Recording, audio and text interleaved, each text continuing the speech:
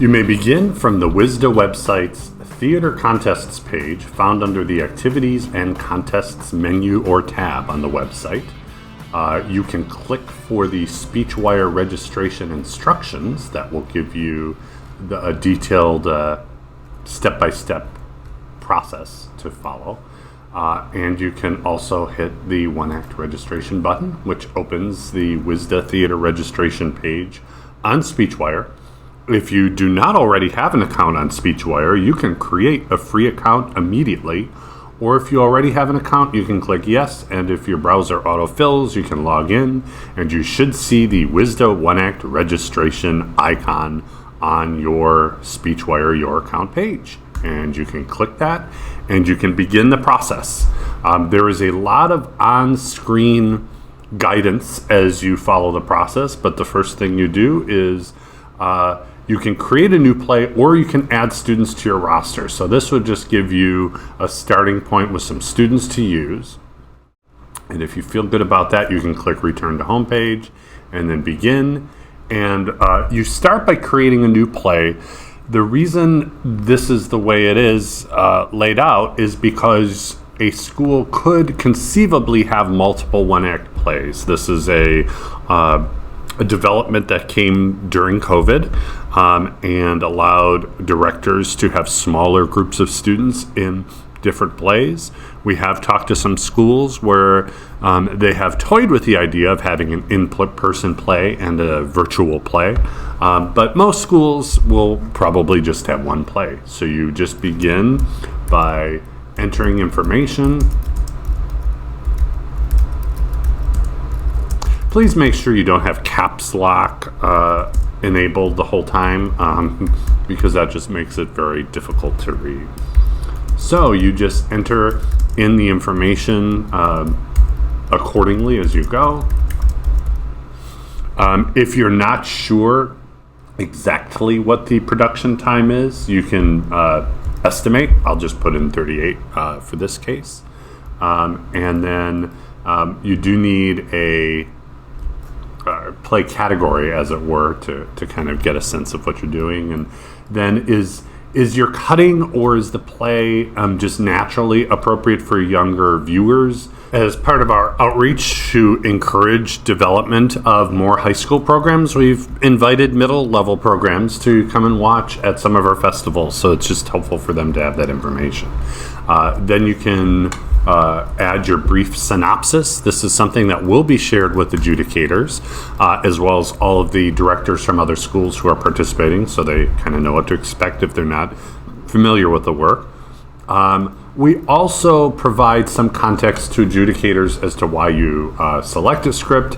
And then, of course, if you have any accessibility requests or accommodations, that kind of stuff, you can type that in the last box. If you don't have any, you can just leave it blank and click Save Entry. And then if you're satisfied with everything on the page, you can click Return to Theater Homepage. Now that a play is added, as I alluded to earlier, you could add a second play, and then this becomes kind of the little switch box where you can move between plays. But if you just have the one, it'll just appear up there as kind of a header, and now you'll see all kinds of other information that is particular to that particular one-act play entry. So you continue on with the school and main advisor contact. And this is where you put in the main faculty or staff advisor that the school has identified to coordinate or supervise the one act, along with school contact information, administration information. This is all just stuff that we use if a school advances to the state festival, to send letters of support to those individuals for obviously supporting your programming. So when you're satisfied with everything on the page, click Save Contact Information. Of course, you can save information and go back and edit it at any time. So probably a good idea to click the Save button often, especially if you're in a classroom and you're commonly interrupted by students or other things. And then when you're done with this page, return to Theater Homepage, and you just kind of keep moving your way down the checklist. So the next item is Performance Time Preferences. So this allows you to select one of the 12 geographic regions or districts around the state, as well as virtual for what you would like to do for the district festival. If we return to the theater contests page on the WISDA website, you can actually see when the various district, as well as later in the season, sectional dates and locations are. And if you hover your mouse over the various locations, you can see where they are and who the contact person is. So I'm just going to put just a sample district in.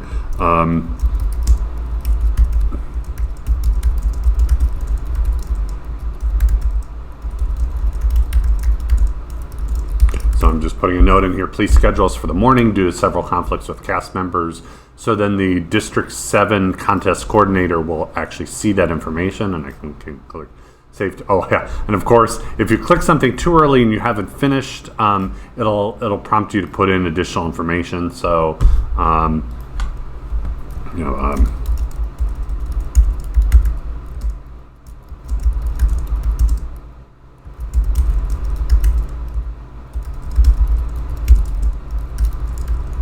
so you can put notes in like that, and then, irrespective of whether you advance to state, we collect this information earlier in the season just to help us plan. This particular year, 2023, when this video was recorded, we're offering a Thursday evening option for one act that will only be utilized if needed. So if you're like, oh, I love Thursday night, this is when I really want to go, and we don't have enough schools to warrant it, then if that's your first choice, we would go with your second choice. So I'm just going to put in some, so 1, 2, I'm just being kind of random here, but I'm going to make sure I use all the different options. 1, 5, and then we'll do 6th, and then 7th, okay? And then if you have any particular comments that you want us to know, you can put that in there, and then click Save Time Preferences, and then everything for district, sectional, and for state will be saved. And again, you can come and modify this at different times, although once we dispatch your play's data to the district festival, if you modify that here, you won't be able to see, you won't be able to change it such, because the district chair will have already seen it. So just be careful about that and communicate it to the district officials. There is also a handy little link if you click that to open a map for you to kind of see where you are in the state if you're not sure. And you can always contact the state office, and we can help you navigate that and figure that out. So then you can click Return to Theater homepage, and you're back to your checklist. And now you can just kind of keep going with more information on the checklist. The green check marks indicate which items you've already completed. The little orange exclamation marks indicate which ones are still missing. So obviously next on the list here, intuitively enough, is the cast list. So we go in here now. The students who are already listed in your roster are available here. So we'll just put in Rose McClare, add student to cast, and I can give her a particular role name. And it gives you an option for the student to be part of the main cast or chorus or ensemble. So you can put in the role name and a role description and click Add Role, and you'll see that listed there. Now, you may notice we're still in Rose McClare. If we were doing a play where actors would be playing different characters, you can add additional roles here. Now, we probably would not have Rose playing both Rosencrantz and Guildenstern. That might be kind of awkward, right? But just to show you how this page works, that's how that would appear then. So in this case, Rose would play multiple roles, and if I return to the cast list, you'll see Rose is listed, and then the two different roles that Rose plays are listed. The report that generates for adjudicators will actually show a running list with the character descriptions that you've typed listed as well. Now, obviously, since Rose is not playing both Rosencrantz and Guildenstern, I need to edit this. So this is a perfect example where I can just click any of the hyperlinked text that will take me to Rose or one of the characters that I've listed for her. And then I can just click delete, and then that returns Rose to just having one role. And then it's just a rinse and repeat for the next student, and you just keep going until your cast list is populated. So next I'm going to start adding some students to the group of tragedians who are part of the cast. And I realized that that's kind of a chorus of sorts, right? So I'm going to add the student to the chorus, and I'm going to return to the cast list. So you'll see that it says chorus, chorus. And then I realized, oh, I actually want to rename the chorus. So I'm going to go back to the theater homepage, information about your play entry, and I'm going to type in tragedians next to the chorus, click save entry, return to theater homepage, go to cast list, okay? And when that prints out, that'll put that there. But I'm also just going to put tragedians and then part of the chorus ensemble, and then I'm just gonna put traveling actors, right? Because that's who they are. Okay. And then if I look at the cast list, you'll see that that's listed and chorus, and so then that's clear. Once you have your cast list populated, you can move any of the cast members up or down by clicking the up or down, so you can create the order in which your cast list will appear for the adjudicator. When you're done with the cast list, you can click return to theater homepage, and then you can work on the crew. And the crew functions very much in the same way that the cast does. Select a student, click add student to crew, and then you can add a particular job. There's a drop-down list that you can select from, or you can select other and type a title in manually. And again, just like with the cast, you can add additional jobs to the same person. So let's just add one here, and then those jobs will appear for the same student. Return to crew list, and you can continue adding those jobs here. I can return here and add additional crew members later, but for now I'm going to return to the theater homepage, and now I'm going to go to adults adjudicators.